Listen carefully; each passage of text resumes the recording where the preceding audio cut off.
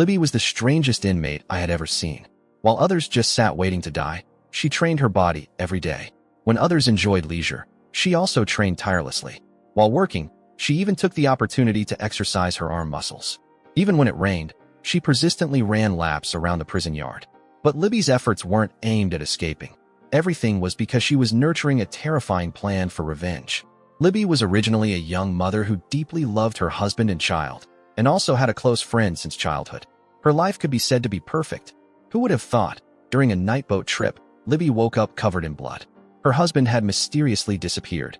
The police arrived just in time to search the boat because her husband had left behind a massive insurance policy. In the contract, Libby was the rightful beneficiary. Libby was convicted by her husband's lawyer of deliberately killing her husband for the insurance money. And so, she was unjustly thrown into prison. Her young son was left to be cared for by her close friend. Unexpectedly, everything was a conspiracy between her best friend and that scumbag husband. These two had long since changed their identities and moved elsewhere. Accidentally, during a phone call, they revealed that he was still alive. Knowing her husband had betrayed her, Libby was heartbroken. Those two vicious people thought Libby would be in prison for life. Surprisingly, Libby had a strong will. She wouldn't let circumstances defeat her. Libby relentlessly honed herself. Just 6 years later, due to her excellent rehabilitation, Libby received a pardon and was released on probation. But before her release, a fellow inmate who used to be a lawyer told her, "Libby has already been convicted of killing her husband anyway. So now, even if you kill him a second time, the police can't charge you again." This statement awakened Libby.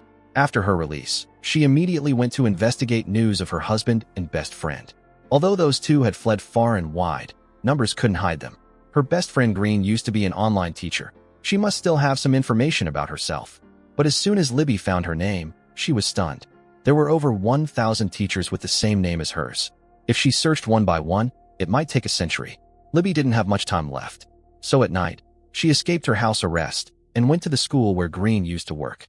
After breaking in and searching for a while, Libby quickly found Green's file. But unexpectedly, the police discovered her, causing her to flee in a hurry. Relying on her physical training experience from prison, Libby ran quickly, leaping over the iron fence. The pot-bellied policemen couldn't catch her. But unfortunately, due to their overwhelming numbers, after a chase, Libby was finally apprehended. Libby repeatedly claimed she was innocent and that her husband was still alive, but unfortunately, the police didn't believe her. How could she accept this without having completed her revenge? The next day, on the way back to prison, Libby kept telling the police that she was the victim. The police chief found it incredibly annoying. He stopped, handcuffed her to the car door, and went to drink coffee at a shop. But he had forgotten that the keys were still in the car. While the chief wasn't paying attention, Libby thought of a way to escape. Behind her was a water pipe. She knew there was a way out. She started the engine, pressed the gas, causing her handcuffs to rub against the water pipe. It didn't break on the first try. Libby tried again for a second time.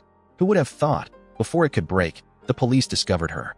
Just as he ran down, Libby didn't hesitate to turn the steering wheel, sending both herself and the car plunging into the sea. The seawater quickly submerged them both. Reluctantly, the police officer had no choice but to unlock her handcuffs. Seizing the opportunity, Libby stole his gun and fled. The police swam after her, caught her, but she knocked him out. Afterward, the police were rescued by people on a ferry, while Libby, thanks to her superior physical condition, swam straight to shore. Immediately, she hailed a car to go back to her mother's house. Seeing her only daughter escape prison and return home, her mother said nothing, just handed her a lump sum of money she had saved for years. Libby took the money and continued her journey of revenge. First, she needed to find the whereabouts of her ex-husband and her friend. She went to a car dealership, pretending she wanted to buy a car on installment. Then, she gave the employee her best friend's social security number. The salesperson looked up information based on the provided data. In that way, Libby found information about her ex-husband and her friend, including her home address. Libby immediately went there, thinking she was about to exact her revenge. Who would have thought? The new landlord told her that Green had died in a fire. Libby couldn't believe her eyes. So where was her ex-husband? Could it be that he had also killed her friend? Libby searched for news about that year's fire to see if she could find any clues. Finally, in a fateful newspaper, Libby discovered a clue about a painting that had been behind a wall. Her ex-husband must have bought it. The art gallery would surely have his information. Thinking this, she immediately asked the art dealer about that painting. Fortunately, she finally found her husband's address. Little did she know, the police chief had already tracked her there. As soon as she left, The police also stormed in. Seeing him chase her, she immediately risked her life, speeding away in a car. She wanted to find justice for herself. Following the address, Libby quickly found her husband's residence. Unexpectedly, it was an embassy, a place with strict security, not easy to act upon. That evening, Libby wore a stunning dress. She sneaked in to attend the gala hosted by her ex-husband. Her ex-husband was living a very luxurious and dignified life, who knew that everything he had was thanks to harming his wife. Seeing his ex-wife Libby, his expression immediately changed. He hadn't expected the wife, who should have been in prison, to appear here. He begged her not to say anything, then falsely blamed Green for having enticed him that year. But Libby already knew he was a deceiver. She didn't believe his words. Libby said Green's death definitely wasn't an accident, because thanks to it, he had received a large compensation. Libby wanted him to hand over their son, otherwise, she would reveal the truth. Before he could reply, the police chief unexpectedly arrived again. Libby had no choice but to leave. The police officer brought Libby's photo to warn the ex-husband. Coincidentally, he then pressured the police to quickly arrest her. Libby was walking down the street when she was surrounded by police. Providentially, a bolt of lightning struck, allowing her to slip away right under the police's noses. The next day, Libby called her ex-husband, telling him to bring their son to the public cemetery for a meeting. Because funerals were often held there and many people would be present, Libby thought he surely wouldn't dare to pull any tricks. Very quickly, they met. Libby also met her son after 6 years of separation. The boy stood at a distance, but as she approached, he immediately ran away. Libby didn't hesitate to chase after him. Little did she know, she had fallen into her ex-husband's trap. The boy was just someone he had hired to pretend to be their son. He suddenly appeared from behind, ambushed Libby, then heartlessly locked her in a coffin to suffocate her. When she regained consciousness, Libby found herself lying in a coffin, unable to do anything. Thanks to a flickering light, she even saw a corpse next to her. Libby began to panic, crying for help in vain. But indeed, justice prevails. Libby suddenly remembered the gun she always carried with her, and fortunately, it was still in her pants pocket. Very cleverly, she used the gun to shoot the coffin's latches, finally escaping with her life. Then she broke out. At the same time, the police continued their investigation, believing Libby was innocent. Libby walked down the street, looking disheveled.